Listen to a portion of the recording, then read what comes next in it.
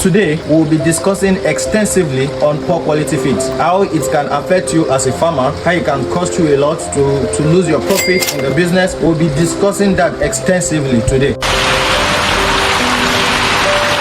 Poor feed is when you buy feed from the market that has very low nutrients. Low nutrients in the sense that the nutrient that is available in the feed is not enough for the survival rate of your fishes. It's not enough to help them grow, that is, grow really well, and it is not enough to keep them healthy. And also, poor feed is when you are giving your fishes expired feed, or when you're giving them feed that is spoiled. So it means you are giving your fishes poor feed.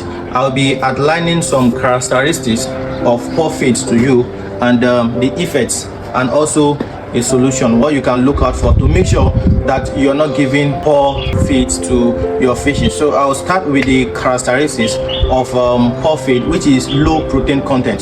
So the major ingredient in your feed is actually the protein content. And when you're buying any feed for the starters, especially like your fingerlings and juvenile, if you're buying any feed for this kind of fish and the protein content is less than 35%, it is very bad. It's a very, very bad one. It is a poor feed. So when you're buying any feed, make sure you're checking the ingredients. If the crude protein is less than 35%, it is definitely a poor feed, and you shouldn't give that feed to your fishes because it's going to cause them a lot of harm. That is, they are going to die, or they are going to keep dropping. For example, the feed we're using currently at this time for this pig is called Aquaculture. Let me show you. It's Aquaculture. Can you see this crude protein? You can see minimum is 50% and maximum is 52. Do you see that? So this is actually a good feed. You can use them. They are good. My fishes are doing well while taking them. So the protein content is actually very okay as a starter feed. You understand? So make sure, irrespective of whatever you're doing, don't ever give a feed that has less than 35% crude protein to your fishes. Another characteristics of poor feed is moldy feed. For example, what do I mean moldy? When your bread is getting spoiled, there is a mold that forms on it. So whenever you notice mold on your feed, please and please do not feed your fishes with that feed, because it is very, very bad. It only has a negative effect on your fishes. Then I'll be outlining some of the effects as well of poor feeds, right? When you give your fishes poor feed, some of the effect is slow growth. Of course, you're definitely going to have slow growth. They're not going to grow well. You just keep wasting money buying that poor feed for them. You're killing them. You're weakening their immune system. They are never going to grow. So it is definitely a business you don't want to venture into by giving your fishes poor feed. And also, it is going to increase their death rate. You'll notice your fishes are dying. You'll notice that they are dropping. It could be that you are not doing the right thing. That is, you're just casually giving them. I heard that some people buy expired feed and give their fishes at a very cheap rate because it is cheap. You're buying it expired and you know it is expired.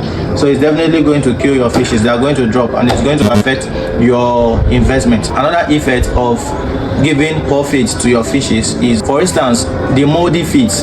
When you feed them to your fishes, moldy fish are going to form what we call aflatoxins. So aflatoxins are very deadly toxins that are produced on mold, especially on certain grains, right? Especially maize, GNC, that is groundnut cake, or soya beans. You know your feeds are produced basically with these ingredients.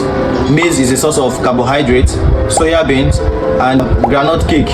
These are components that your feeds are made of. So when you store this particular feed in a damp place, in a hot place, or in a moisturized environment, it's going to form mold over time. So when you feed your fishes with this moldy feed, it's going to affect your fishes, it's going to kill them possibly, and it's going to slow their growth rate. So that is definitely affecting your business. It's not what you would want to do. You don't want to give your fishes moldy fish. What did I say to cause again? Sudden death, slow growth, and even deformities. Sometimes you notice they are having some kind of funny shapes. You understand? Some funny shapes. So that is deformity. That's the effect of feeding your fishes or giving your fishes poor feed. So that's not what you want to do. Make sure you're storing your feed in a clean, dry, cool place. I'll be outlining that actually. Then solution and things to look out for before you buy your feed, just to make sure you're not buying a poor feed. So whenever you buy your feed, check out for the expiration date. If it is expired, please don't buy it. It's not good for you. Even if they are giving it to you for free, don't buy it. It's not good for you because it is expired, and it's going to affect your business, except if you're not into this business for making money. Of course, we're all going into business to make money. So if you're not doing this to make money, you just want to burn your investment, then you can do as you want. But make sure that you're not buying expiring feed. It's not good. Make sure you always check the date of whatever feed you're buying. Also, make sure you are, if let's say you are producing your feeds by yourself, right? Make sure the raw materials are clean. Make sure the raw materials have balanced diets, like good, appropriate, balanced diets. You don't want to feed your fishes with substandard feeds, you know. And also make sure that where you are storing your feed is in a cool, dry, and well ventilated place. Don't just store them anyhow.